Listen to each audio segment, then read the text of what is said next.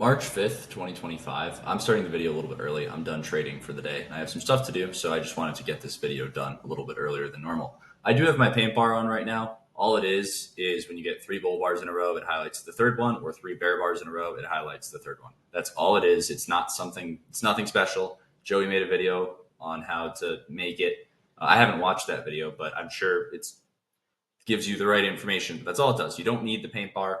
I literally just have it on because it just makes it a little bit easier to identify the setup that I'm studying when I'm doing research. So that's the only, and I just keep it on when I'm trading because I'm used to it now. It's the only reason. Again, it's nothing special, but that's all it is. Three bars in a row, it paints. If this becomes a bull bar, it's going to paint it. You can see it's doing it right now. So that's all that is. Coming into the day, I mentioned in my pre-market review, I thought we would go below the bar 77 low, since the sell-off from 72 to 77 was likely to get a second leg.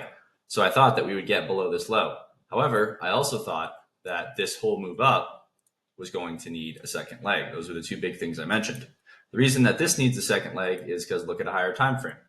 If we look at an hourly chart, we have four straight bull bars closing near their highs. How often do four straight bull bars closing near their highs get a second leg? Pretty often. It happens very frequently. So what I was thinking was we would probably allow the bears to get a second leg first and get somewhere below the bar 77 low, and then the bulls to get their overall second leg like they ended up getting. So the first thing on the day, 1 through 3, does this need a second leg? Well, the first thing to keep in mind is that it's before bar 7. I personally was not all that interested in buying. I thought it was more likely we went below the bar 77 low before we got any sort of rally. Bar 4, 5, and 6 might need a second leg, but we also might have to retest the bar 3 low.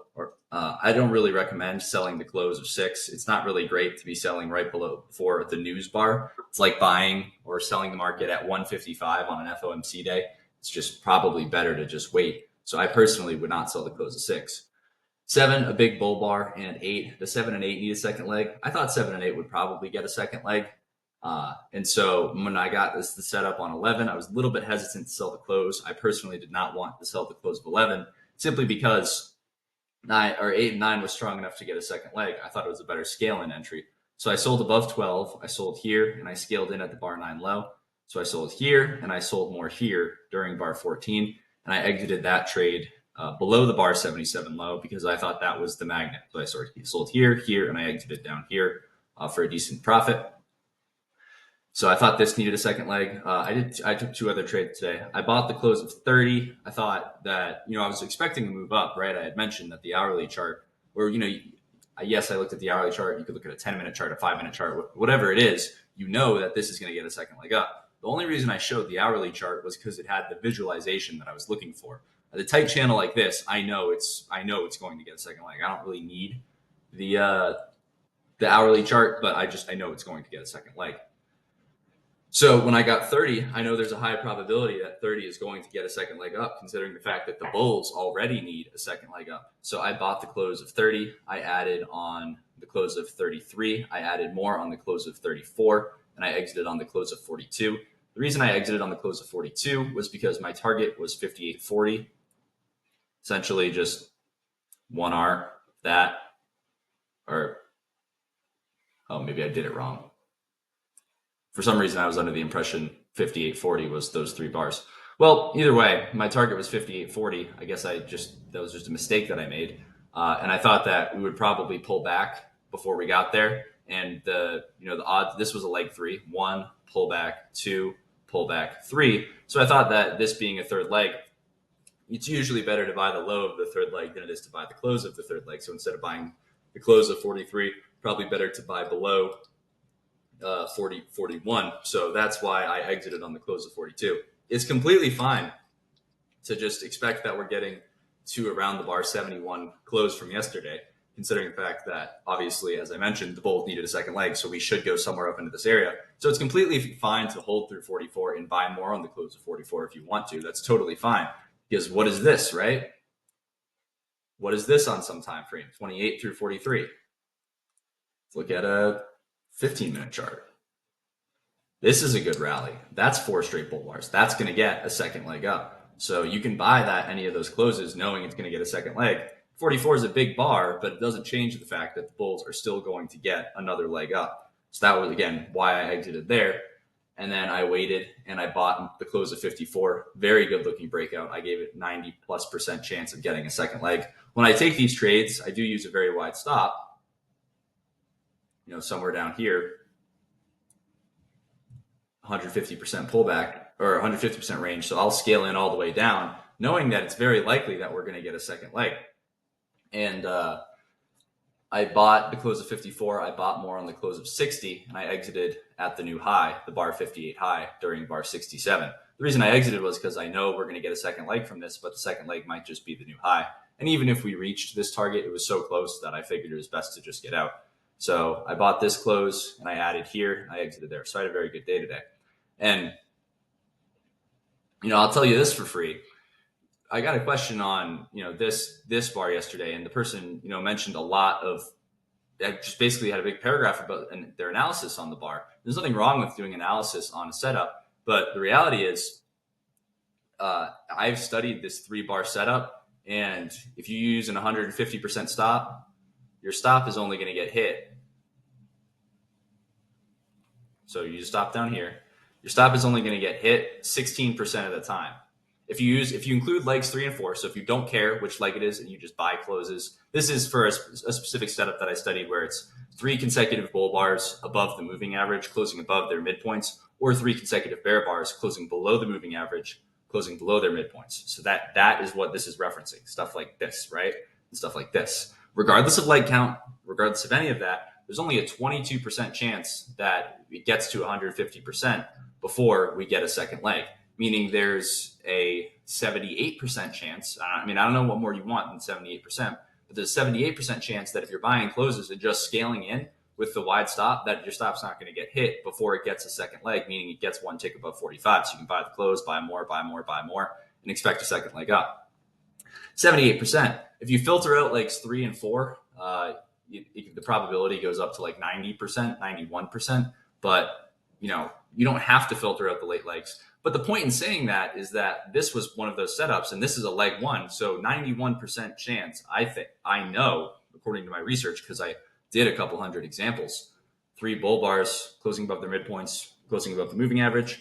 I know there's a 91% chance that we get some sort of second leg up before we get to 150% of the range. So if this had gone down, I would have been willing to scale in all the way down, and just, if it's that 9%, then fine, I'll take the loss. It's fine. I don't really care. But, you shouldn't believe me, by the way. You should go do the research yourself, and you should go, you shouldn't just believe the random guy on the internet telling you the facts. But what you should do is go study all of this stuff yourself, because the more time you spend studying it yourself, you're going to be more confident in it. I have a whole bunch of other stats on that study, and I'm going to release them at some point in some sort of, something like package in a membership tier. I'm going to release that study, and it has all sorts of stats like that and basically ways to trade it. But you shouldn't buy it. You should just do the research yourself, to be honest. It's not very good marketing, but I think I just believe that. I think that the best way to learn is to just go get 100, 200 examples and just go learn how to do, what happens after 3 straight bear bars. And this one, the one I'm running right now, the study is just on 3 straight bull bars or 3 straight bear bars, because there's more signals. And so I just wanted to study that. And it's still a very high probability that you don't get 150% pullback. So I had another question yesterday about buying the close of 13. Isn't that a low probability trade? Yeah, if you're going to buy the close of 13 and exit below 14, that's a terrible trade. If you're going to buy the close of 13, this is a really high scoring micro or 3-bar micro channel on Ali's 10+2. There's a person who mentioned that the strength factors of Ali's 10+2 are in some sort of interview. I believe just say that Stacy is one of my members. If you have the link to that interview, if you watch this video, if you have the link to that interview, if you wouldn't mind posting it so that other people can, go see what those factors are without having to buy the white paper. Or you can just buy the white paper, because I think it's a very worthwhile investment. But again, if you're buying the close of this bar and you're exiting below, yeah, that's a really bad trade. But if you're buying the close of this bar and you're scaling in, you're going to get a second leg. If you're buying the close of this bar and you're scaling in, you're going to get a second leg. You're selling the close, you're scaling in. I didn't love this scale in, I will admit, simply because I was too worried about the upside, but I was pretty confident we would get below the 77 low. Um, but I was worried about the upside simply because of how strong this was. So I was more than happy to get out down here, and then was looking to buy very aggressively, obviously, in this area. So there, bears should get a second leg, 18 through 20. The rally to 30 should get a second leg. You can buy the close. The rally to 36 should get a second leg. You can buy the close. Look to scale in lower.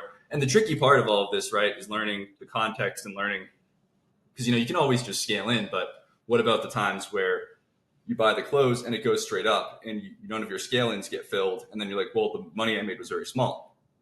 So the key is learning when to be more aggressive buying the close. Like for me today, I bought this close and it kept going up, so I just kept buying closes, and that just comes with experience. But if you do it for a year or two, you'll probably get really good at it, and that's the fastest way, I think, personally, to become profitable. So this needed a second leg. This is the best trade of the day. This probably needed a second leg. This, you can buy the lower probability that we get a second leg. But overall, the whole move is going to need a second leg. So as big as 44 is, we might get a tick below 44 because 44 might need a second leg. We end up just getting back to the close. But as big as 44 is, I don't know if we're going all that much lower. I think this whole thing needs a second leg. I think the bulls from yesterday are still going to get their second leg. So traders buy the close, and they buy more closes all the way up. And obviously, as I mentioned, we get a rally. This is a sideways pullback before we get one more leg up. I thought we would probably get to the 71 close. But whenever there's an obvious magnet, it just usually makes more sense to exit a couple points below. Just this is why, because sometimes you just don't quite get there. So that was why I exited at the new high. Pull up the daily chart. Actually, I'll just talk about trades you could take today.